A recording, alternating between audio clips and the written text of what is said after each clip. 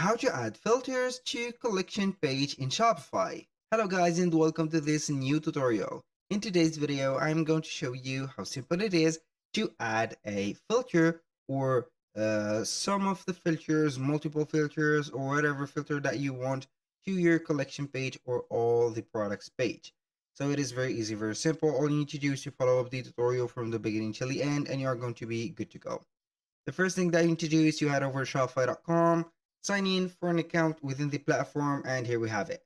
So here the filters are going to be based on some data or metadata that you are going to put into the product page. So you can go ahead and put some filters.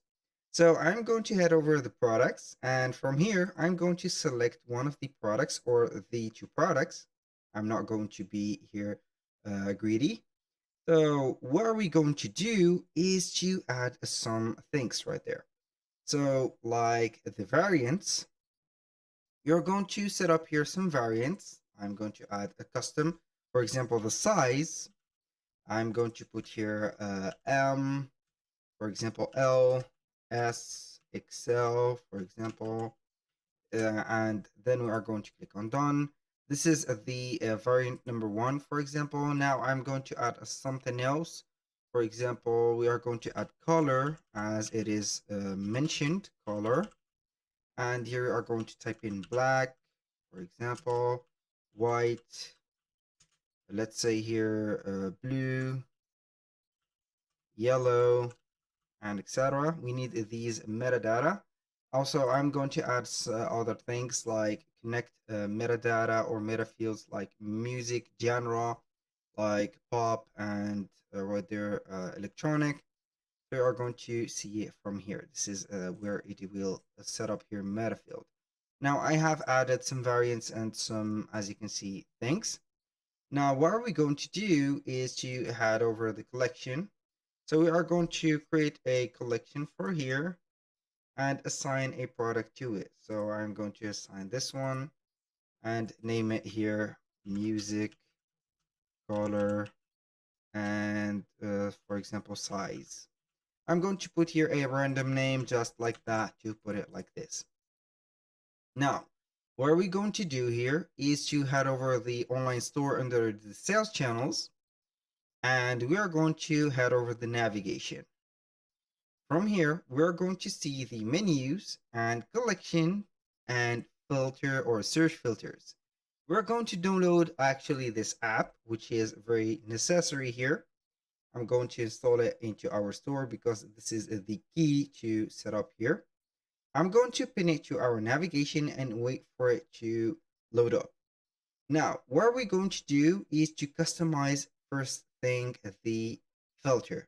Click on customize here or here. It is up to you. Now, here we have two filters set. We have the availability and the price.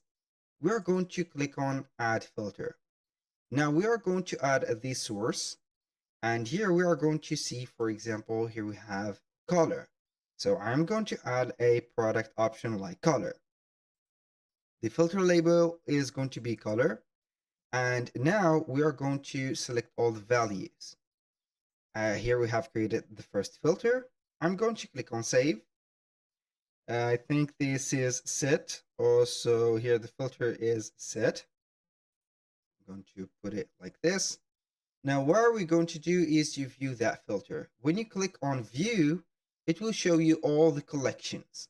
So now, as you can see, we have at the left side things named filter. We have the availability, which we have discovered earlier, the price, and the color that we have added.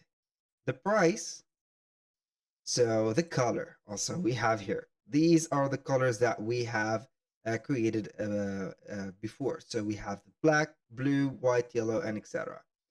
Now we have created some, let's say, music genre. So I'm going to click on add source.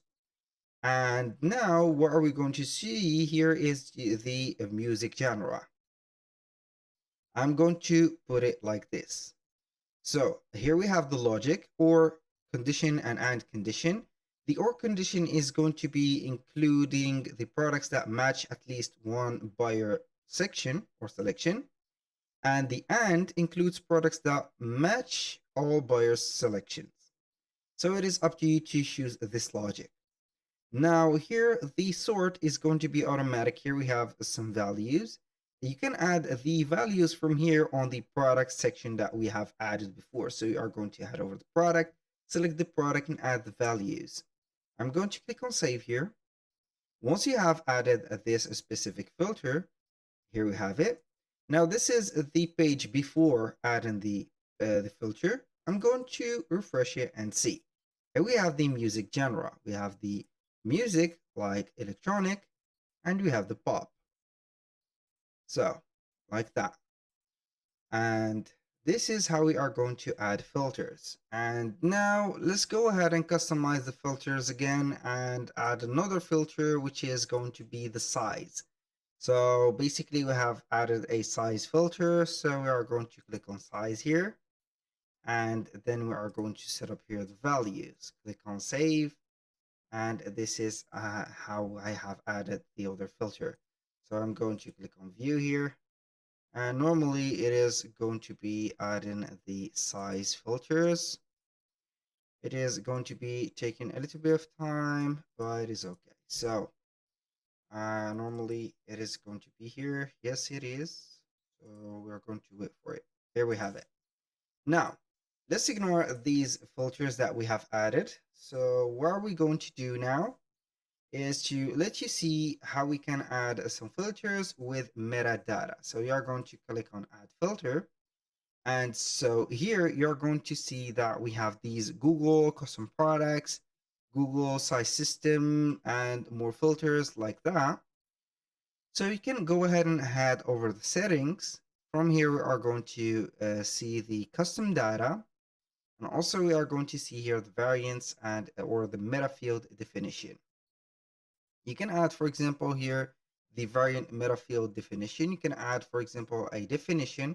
Here we have saw before the Google, as you can see, size system, size type, and etc. MPN, gender, age, condition. You can add, for example, right there a definition, put a name on it, and also you can go ahead and set up the type of it. So you can go ahead and set up a let's say here a filter based on date and time, files, dimensions, volume, and whatever. So you can go ahead and name it. Then you are going to save the metadata. It will appear on the product, whether cases or the meta field data. So you are going to see it basically in here.